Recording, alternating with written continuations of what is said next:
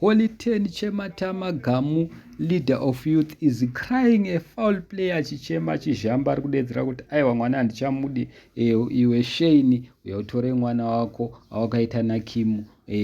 Kim akandihurira zihure pano, vanhu pavaindiudza ndaifunga kuti vanopenga. Holy 10 anyora iye achiti patwitter azazodhilita zvake ati I'm tired of your nonsense, tora mwana wako Shane, I won't be silenced by you and your gumzi. Ndozvataurwa naHoly 10. Aenderera mberi Holy 10 akati it's not a threat, but if your CIOs come to my house, number 1 I'm armed, number 2 I'm killing them at first sight. Akaenderera mberi Holy 10 akati it's your general checking in. So guys, hatizivi tinoti kudini nazvo, but Holy 10 izvo akazvitanga marimwe zuro paakabuda achidedzera kuti makanditorera mota mukanditorera imba, iwewe Shane zvamakandiitira handizvide. NdiHoly 10 akanyora achidaro akazodhirita zvake akazokumbira ruregerero, but nyaya iri pakuti mukomana ari kudedzerera kuti iye ndaneta Kim handichamudi. Vanhu pavakandiudza kuti hure ndaifunga kuti vanopenga, but right now I can see because ndakamuwanikidza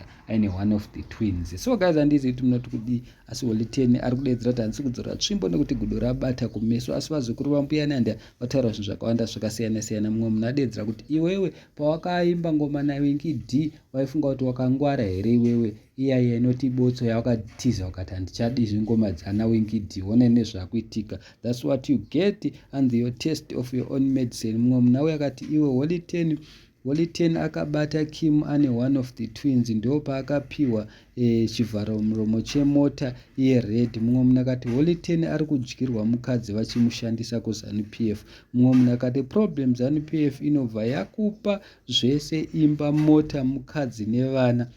Mumwe munhu akati politics is indeed a dirty game. Mumwe munhu akati tate akambozvitaura mukati anopenga. Mumwe munhu achiti mumwe munhu akati sei muchimbororawo mahure. So guys, handizivi tinoti kudii nazvo, asi vanhu vakawanda vari kudedzera kuti iwe Holy 10 karma is a B, because iwewe ndiwo wakatanga. Pawaituka waWinky D takakudza kuti waWinky D havatukwe ndibaba venyika. Tarisaone zviri kuitika, because last time paya wakamira neZANU-PF vakati ZANU-PF pamberi neZANU-PF waifunga kuti zvinopera sei. Vamwe vanhu vakadedzera kuti ndozvainoita ZANU-PF, inokushandisa yokurakasha yobva yakukandira kure uko. So handizi guys tinoti kudii nazvo, but Holy 10 iyi yazoidhilita zvake, but mamwe haana kudhilita. Mamwe azama kukumbira ruregerero, but marimwe zuro mamwe achona akatotukana ID wachona neZANU-PF yeshe achidedzera kuti hapana zvakadaro, imimi muri mbavha dzevanhu matsotsi.